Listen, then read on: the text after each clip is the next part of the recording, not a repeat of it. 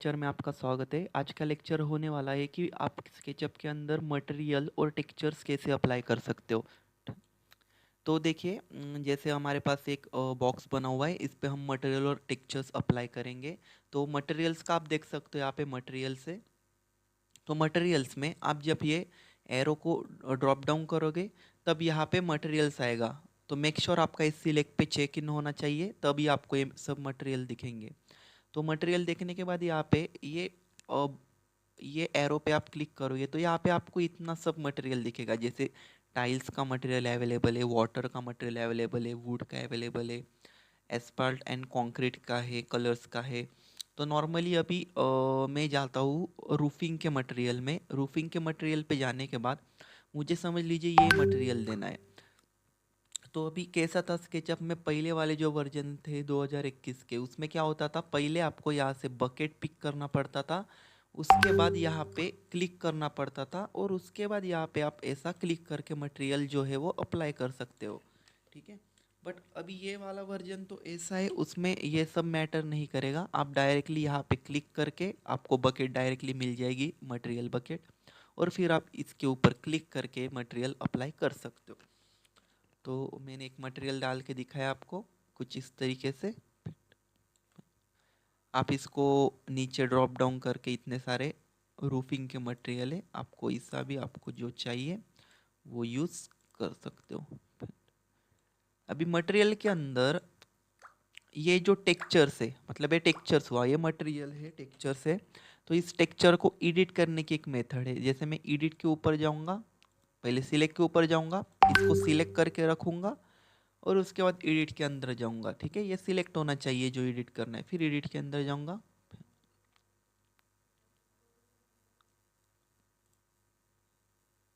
उसके बाद यहाँ पे ये जो एच है, यहाँ से हम उस मटेरियल के कलर्स को एडजस्ट कर सकते हैं हमारे अकॉर्डिंग। जैसे देख सकते हो आप, कलर एडजस्ट हो रहा है बिल्कुल हमारे अकॉर्डिंगली। इस तरीके से तीनों को आप अपने अकॉर्डिंग एडजस्ट कीजिए। यहाँ पे सबसे इम्पोर्टेंट जो है स्केल फैक्टर। तो स्केल फैक्टर में आपको जो स्केल चाहिए मटेरियल की, वो स्केल आप डाल सकते हो। अभी 2030 तो बहुत ज़्यादा हो गई, इसलिए वो मटेरियल नहीं दिख रहे हैं हमें। 12 के आसपास डालता हूँ, मतलब वो कितने पार्ट में चाहिए आपको, छोटा छोटा या बड़ा बड़ा, वो आप अपने अकॉर्डिंग रख सकते हो यहाँ पे। ओके, आ गया। उसके बाद यहाँ पे रिसेट कलर में कर सकता हूँ यहाँ पे, कि जो कलर पहले से था वो यहाँ पे आ जाएगा, जो भी हमने एडिट किया हो वो चला जाएगा। तो हमने क्या किया, जो भी कलर था उसको रिसेट कर दिया यहाँ पे क्लिक करके। उसके बाद यहाँ पे ओपेसिटी जो 100 है, इसको अगर मैं कम कर दूंगा तो वो बिल्कुल ट्रांसफर हो जाएगा, लेकिन हमें ट्रांसफर नहीं चाहिए अभी। कुछ इस तरीके से 100 ही रखनी पड़ेगी ना आपको, क्योंकि हमें मटेरियल का जो है कांच नहीं बनाना, उसको मटेरियल ही रहने देना है। सिलेक्ट पे आता हूँ फिर से। सिलेक्ट पे आने के बाद यहाँ पे वुड की भी मटेरियल है, ग्लास एंड मिरर है।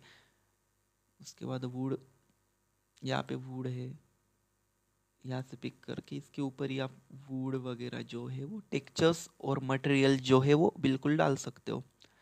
ओके। तो मटेरियल में अभी आपको ऐसा चाहिए कि ये पूरे ऑब्जेक्ट के अंदर एक ही मटेरियल आ जाए। तो मेक श्योर आपका जो ये बॉक्स वगैरह जो निकला हुआ है वो एक ग्रुप हो। तो मैं इसको ग्रुप बना लेता हूँ। अभी मैं चाहता हूँ, समझ लीजिए, इस पे कोई मटेरियल डाल दूँ, जैसे स्टोन का ये वाला मटेरियल डाल दूँ। अभी इसको सिलेक्ट करने के बाद इस पे ऊपर जस्ट आपको डबल क्लिक करना है। वेट मिनट, पहले इसके ऊपर डबल क्लिक करके रखता हूँ, यहाँ से मटेरियल लेता हूँ, इसको क्लिक कर देता हूँ। ओके। तो अभी ग्रुपिंग के अंदर भी हम मटेरियल डाल सकते हैं।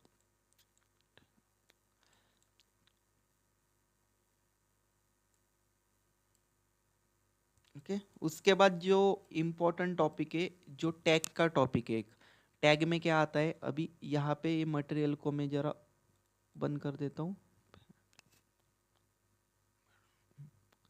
यहाँ पे टैग है, देखिए, ये टैग है यहाँ पे,